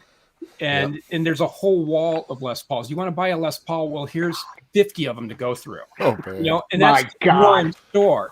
And then you go down to other stores, especially in Ochanomizu, and you've got like, a dozen stores that are like that. But then you go out further and there's more stores that are like that, That's crazy. Even some of the small vintage shops, I love Norm Harris and everything. He has a great store and everything in Greenland and all these places. But man, you'll go into some of these vintage shops over there and they blow your mind, because it's like this guy will have like 5 Zemaitis guitars. When's the last time you saw a Zemaitis guitar in your store? Wow. And you go over there and this guy will have 5 of them, Yeah. You want a Mosrite? Of course, the ventures were huge over in Japan, but you want a Mosrite, 20 Mosrites, They're cool. And just, I've been to some of these stores and it's just like, it just blows your mind, like what you'll find. I mean, some stuff's hard to find, like, some stuff like BC Rich or Hamer or stuff like that. It's still kind of like few and far between. Yeah, the NJs. Yeah. Yeah. But Gibson stuff, forget it, man. It's just like, it's just nuts. And then there's all the great little, boutique pedal makers out there now too. So it's just like, it's so much fun to just find these guys that you never hear about on the internet. Right. And you find some box and just like, what is this? And I was going to ask you, what's the pedal market like over there? It's amazing. It's, there's one store that's in Ochanomizu. It's owned by ESP called the Big Boss Store. And it's, it's pedal heaven. It's on the main ground floor. You go in and it's like the sea of pedals in these cases, and it's just like every pedal you could imagine, and boutique pedals like you couldn't even begin to imagine, man. And then it's hard to say because like some stuff is really expensive and some stuff's cheap. It's really weird. Like some like old Boss pedals over here that cost a fortune are cheap over there. Some, not all, but some. You'll find occasional bargains and stuff. But like I said, I really love finding the little garage guys. The guy that just happens to, this store knows this guy, and we're selling this stuff, and he has no internet presence whatsoever. You just have all these kind of crazy mad guys. And a lot of people come out of the big companies. They come out of Roland or Boss or ESP or Ibanez, Maxon, or whatever, and they break off and they do their own thing. Yeah, they do their own thing. Yep. Jeez. But the culture over there, for some reason, just really supports it, and these people are out there, making a good living of it. And like I said, there's so many stores. It's just outrageous. You'll be walking around somewhere and you go around the corner and there's a guitar shop, It's like, whoa. I think I've opened up a rabbit hole for Paulie Walnuts for his pedals. He's got a massive addiction to pedals. I've got 500 of them. So what's up, Colonel? Yeah. Speak of the devil, Colonel Molly. I don't have that many. But... No, seriously, you gotta meet up with that. Yes, we called your name, Molly. Yes. Nice to see you, dude. You're gonna have to tour guide for Chris when he goes over there. Yes, absolutely. Show him some out of the way places and some underground pedal stuff. Yeah. Okay, Tony, close your screen off and then show your icon and then put Molly's face on there. Yeah. Yeah, I have a fuzz pedal problem, so I love fuzz. I don't have that many. I probably have about 20 fuzz pedals, but I'm getting there. Only, yes. They all have their appeal. That's the thing. And my favorite one is probably the cheapest one, the Behringer Super Fuzz, the SF300. Yeah. That is one of my favorite pedals, man. It's like $28, Yeah. Freaking thing is amazing. Cheaper is better. That's the thing. Yeah, sometimes. But yeah. really though, just out of sight, he's got a wall of pedals. Cool. Who, me? Yeah, you. I don't have a wall of pedals. Yeah, he does. I got he does. you. Here's my wall of pedals up there. That's not really a wall of pedals. It's a few. Shelves, they're on the counter. I got some down there. It's a mess. It's a freaking mess. I got to clean this place up. On. Exactly. You got them everywhere. Well, yeah, cool. Your mad scientist lab. It is. It is my mad scientist lab. There's Tommy. Tommy, what's up? He's got even more pedals than you. Tommy's got a hell of a lot of pedals. He's got two walls. Tommy's a pedaler nap man. Yeah. Big time. Cool. That's his point. A lot of pedals. Yeah, Tommy. Good to see you, I don't have as bro. many as Josh Scott though, so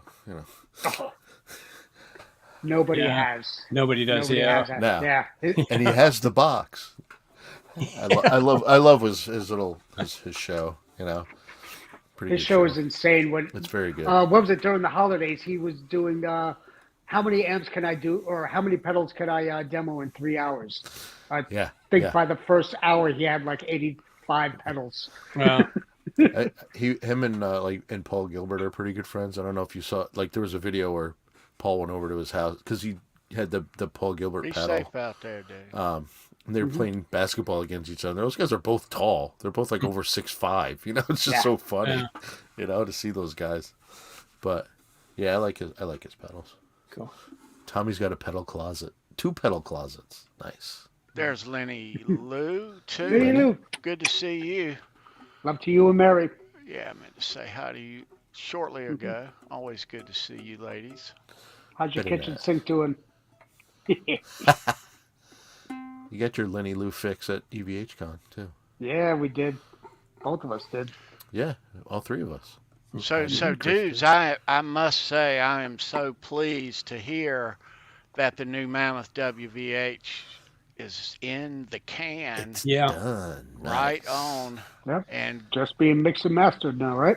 Yep. I was not expecting that either. I thought because I hadn't heard from Wolf, at all over the holidays and everything like that. And I was hoping that he was working on the record, but I just thought, maybe he's just chilling out or, decompressing from the tour or whatever. But no, he just sounds like he just went home and went right to work and banged that thing out, finished up, I think he wanted to really initially finish it before the tour and didn't quite, but he, was determined and got it done. And which is great because, I was thinking like, when's he going to have time, with this Metallica tour and everything like that, like maybe, April, May or something like that. But probably that's what we were thinking as well. Yeah. The summer release. A heavier sound on when does the Metallica tour start? When does that start? Is that August? I believe it starts in June, but I'm not 100% certain. Yeah. Okay. Yeah. So then, hopefully a late spring, pretty early release. Yeah. There you go. Look at that. Yeah, I made a bold prediction earlier a few weeks ago saying, I was hoping for a summer release. Oh. And it looks like it may happen. Holy crap. It might. April 27th in the Netherlands. But yeah, okay. Yeah, he's doing a couple of shows in the Netherlands. Yeah, in going Paris and over Germany, to Paris. Sweden. Yeah. Mm-hmm. Nice. Well, let me ask you this, Chris. Let me take this down. My poor mouse is not. But what do you think about the concept of this package thing with different opening acts? I love the idea personally. Well, it's good for Metallica, because that was kind of the hard thing for Wolf that we were talking about, because they've got a lot of downtime because they're in town for a while. They do their set of shows, their opening shows, and then they're off for the next show. Right. So, and they don't have the budget, so they've got to be out there making money and everything like that. So they're trying to figure out how to fill the holes in and hopefully do some shows and everything. And I don't know how that works out with the whole, the agreement they have with Metallica and everything like that. But it's like, it is kind of, it's not like when we're going out and like, okay, when the band's playing, the main headliner's playing, we're playing too. Now they've got that time off when there's the second set of openers going. Right. So it does put a little bit of a burden on the guys as far as, what do they do? And just they have, because they have to be a lot more lean and mean, on their costs and everything like that. People don't realize it's like, they got to pay for hotels for all this time. Yeah. And, they got to stay in this area, and then they have to figure out, especially because, Wolf was just over there. So it's like, well, we're going back like Paris, for example. We were in Paris, so it's like, is it going to be too soon to play there again, or do we just go ahead and do it, And, or book a little bit outside the area there. Yeah. But still stay local. Yeah. We did see a lot of headline shows sprinkled in when they were doing the Guns run. Right. So maybe they can do that some. That's what I think what they're trying to do, is just to do Raleigh. Some I told him personally, I said, I know some people, in North Carolina, who want to see you guys, so he just sees that, because he's opening, we don't control that. I know those he can't, but thank you for planting that seed. Oh, I did. I just told him, like I said, I know a lot of people there who are dying to see you. So, yeah. I know. But that's fantastic news tonight, though, about this record. Yeah. Gosh. Looking forward to it, and just hoping that he's got some time that we can meet up. I'd like to go to 5150 and do the interview there, and just like what they did with his dad, and continue that tradition. So that would be cool. Wow, that is yes. So that'll be sooner than we think. My goodness. And the important thing too would be doing a rundown of the condition of the studio, because we know that he had a new board put in as well. Yeah, I'm supposed to get the full rundown on all the renovations and additions and all the refabrication and whatever you want to call it. Nice. But they've really, they've amped it up. It's a world-class facility in there now. So they just Wolf got really serious about, turning it into a full-on, state-of-the-art production facility. So it's, I really want to see what they've done. Yeah. But under the same breath, it's still going to be used solely for his use only. Correct? No, he's going to use it. Other people are using it, have been using it. So there's been other projects going on over there too. So it's a studio. So. Oh, really? Yeah. Oh.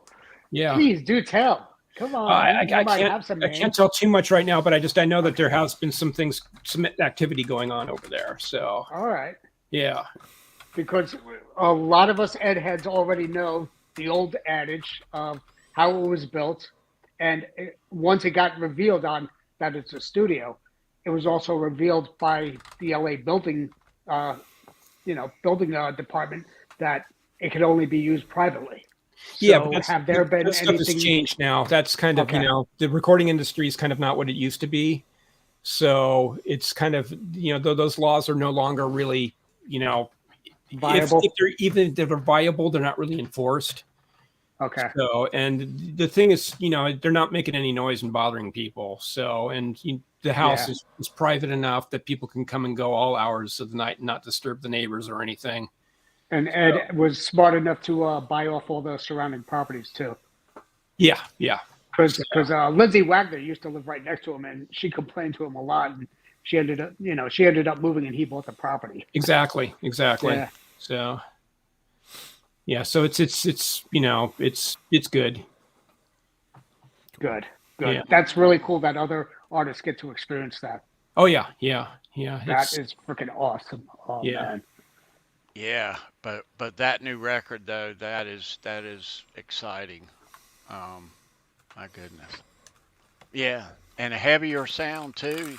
Heavier sound. Nice. Right on. Heavier, more aggressive. I mean, he's gone out with Metallica for the summer, so he's got to. Yeah, that's true. He's got to bring his game. I'm sure he'll be just perfectly fine. Oh, he'll be fine. Yeah, he'll be good. Yeah. No doubt. Don't back down into a pop song. Yeah. I think he shut up all the haters. Yeah, I think pretty much so. I mean, the response to him, was just great, at the Wellmont, and everything like that. So it was. I'm sure it's been the same for him at the other shows. He's hands down. He's the future. Yeah, he's the Absolutely. future of rock music, right there. Yeah. So, yeah. He's been going nuts, driving the people nuts in every show that he's been performing in so far. Yeah, he was just your neck of the woods, but in Wallingford. Yeah, it was in Wallingford yesterday. Last night. Yeah, yesterday.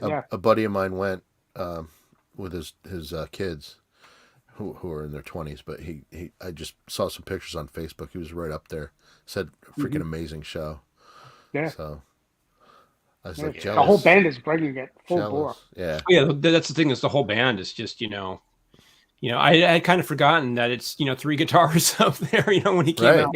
Yeah. 3 guitars. When was the last time you saw 3 guitars on stage? Yeah, I saw them last March. Okay, March 1st at the House of Blues here in San Diego, right in front of them, and all I got was a cardboard Frank. Nice. Yeah. But they still brought it with 2 guitars, regardless. It was still such a great show. Yeah. I'm still hoping to see them do a headline show. I've seen them I saw them on the Guns run, but I'm hoping to catch a headline show that they do. Yeah. Yeah. Yep. Cool. Right on. Let me while we have them, let me shift gears. Well, I'm still good. Yeah, I'm good. All right, so kids, big announcement. Next week, right here on the show, the long-awaited Fruitcake is done. It's here. Oh. Next Wednesday, big unboxing. Yeah. Daily Custom Designs. Neil will be with us live next week. Sweet. Yeah. Sweet. Having camera problems. You recognize that guitar, right, Chris? What's that? Oh, yes. I would close to recognize that. Yes. Yeah, it's the purple Kramer that Ed taped up. Yep. Neil Daly decided to do it all with paint. The Fruitcake. Wow. Yeah. So he unveiled all the pictures of it today on Instagram. But did see that. The live unveil is going to come out next week. Cool. Yes, I can't wait for it. That'll be next Wednesday. We'll do that. That's cool. Have some fun on a Wednesday. Yeah. Nice. So Neil's links are down below. If you want to hit him up, you have an idea on your next build. You can always find his links in these descriptions here. Yeah. But yeah, very excited. We actually have 2 unboxings next week. Uh-oh. What else? Yeah. Oh. A big unboxing and a little surprise. unboxing. You know what it is, Keith. You do. You do. I never know what it. I'm the last to learn anything. Yeah. I'll tell you later. You know what it is. Yeah. But yeah. Now, nice. Let's see. Yeah, let me show you guys something. So Keith and me were talking about stuff, and I was trying to pull something out of a closet for whatever reason now, and just happened to, I'm chunking Tony, stuff out of my isolate way. Yourself, though. Right. Isolate yourself. And I found an envelope, a raggedy old envelope now from just whatever. Let's do that. So, and inside this thing, I'm pulling out. This is the first thing I see. And that's a couple pages stapled. And then there's this. Oh, my. Yeah, 81, 82. So I start tearing into this thing, and what do I find? I find this poster, which camped on my wall as a kid. Yep.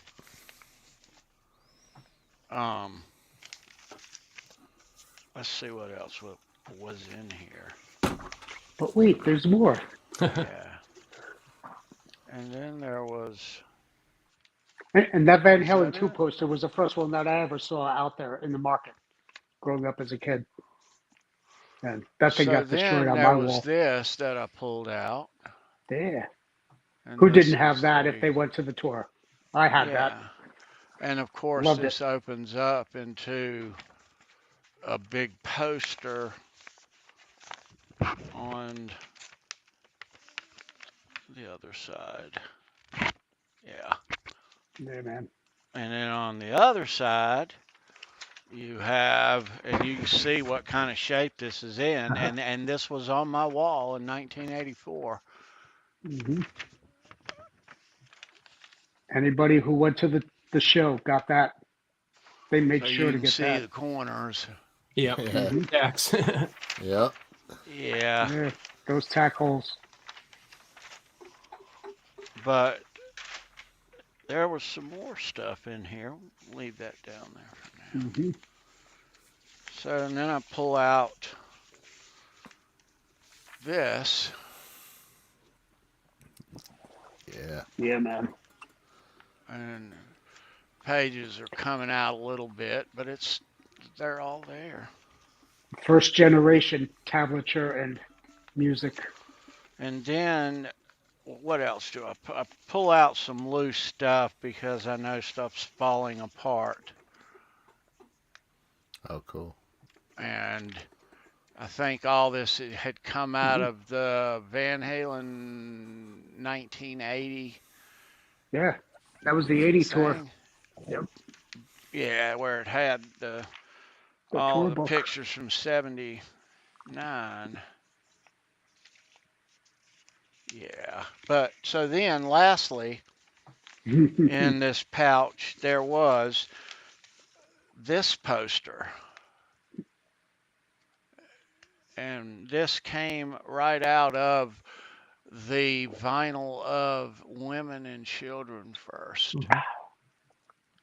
And if any of you guys and girls are thinking about asking Tony for it, the line forms behind me. I think it should be a special note, that this is the David Lee Roth one on the fence that came in the Women and Children First. But special note, it should be noted, is this, I had a lot of Van Halen posters on my wall, but this was not on my wall. Look at the corners. Clean Never corners. Posted on the wall. Yeah, that's never the one on my wall. That's the one my wife had over her bed. So yeah. Right. the Helmut Newton shoot. Yeah. That's the photo shoot that everybody, well, the rest of the band did not like being part of. Neil said all the teenage girls I knew had posters of Fruitcake Tony on their wall. You just ruined next year's Christmas present, Neil. He was gonna give all those. Dude, I pulled out a backpack. My backpack in high school had a Van Halen patch on it, and that's all I had on. But inside it, I unzipped it, and there's like two. Is that the one with the hats in it? The two Us Festival painter's hats inside of it. Those are cool. I remember you showing us all that. About them. He cool. Also had the black and yellow fair warning trucker hat. Yeah. That's not in good shape, though. No, we all beat the crap out of that one. Yeah. I wore that thing all the time. Let's see where we are and where we are on time. I tell you what, let's do. Let's go ahead and wrap things up for the evening. Chris, it was certainly nice to see you, my friend. Thanks for being here. Thanks for hanging out with us. Yeah. Always Gill, great to see you, dude. I was going to try and find, I actually have to dig it out of my thing and show you the real thing as opposed to the picture I took of it for somebody, but just you bringing that fan club stuff out. I had one I can't find, which bums me out because it told the whole story about, Van Halen parachuting into Anaheim Stadium, right? In '78. But were you at that show? I was not at that show, but I had from the fan club. They had sent out this, these kind of these newsletter sort of things that they used to send out in the early days. I have one that's from when just after Van Halen 2 came out, which I still can find. I know I've got the other one somewhere. I'm pretty sure I do, unless somewhere along the line it got misplaced or whatever. But just fun stuff, just to look at. And you're talking about the merchandise stuff, on there. It's just like the merchandise, because it was actually, Jeff Goble, I was talking with him, and he was always obsessing about the necklace, and everything like that. And it's like, oh yeah, I thought they had that in the thing, but it actually wasn't. In '79, it wasn't on the merchandise thing. It was like a patch, a badge, a T-shirt, and I think a hat or something like that. It was like 4 items. It was like barely anything. So. Yeah. And then now we've got I don't know, go to Joe Bonamassa' page, the Gene Simmons of blues rock. Yeah, that guy is selling so much stuff. It's insane. But hey, that's where you make your money, is in merch, man. Yeah. Jeff Goble and I actually rabbit holed a lot one night about those necklaces when they got delivered and handed to them. Yeah. We were sitting there researching for hours on end, going through all of our literature. Is just but back then, that was the only way. I've still got all my little pamphlets from the 80 and all the little merch in 81, but that was the only way. I remember buying 78 tour shirt from the site there and something else, a couple more things that I didn't buy at the shows. I bought at the fan club site. But that, if you wanted that older stuff, and they offered it from previous tours, there for a while. So all the way up to 81, if I recall, 81, 82. About 82, I think. Yeah, I found the catalog not too long ago that they still has a lot of the older merch in 82. Yeah. So. Yeah, it's actually quite a big catalog. Card too. Yeah. I thought I had a patch, but I probably have it somewhere. But because I just did a dive here just recently into my old stuff. I had to dig through a bunch of boxes and then get into a closet that was blocked by the boxes, and I found a bunch of Blue Oyster Cult stuff and Cheap Trick stuff, but no Van Halen stuff. So I probably had it somewhere else. So, but I swear that I had a Van Halen patch. I found the Blue Oyster Cult patch. I found the Cheap Trick 1979 New Year's Eve button, badge. Nice. Some other stuff like that, but nothing Van Halen though. It's like, darn. It's like I know I have it somewhere, but it's deeper down that rabbit hole. Yeah, trust me, you'll find it. Longer dig. So yeah.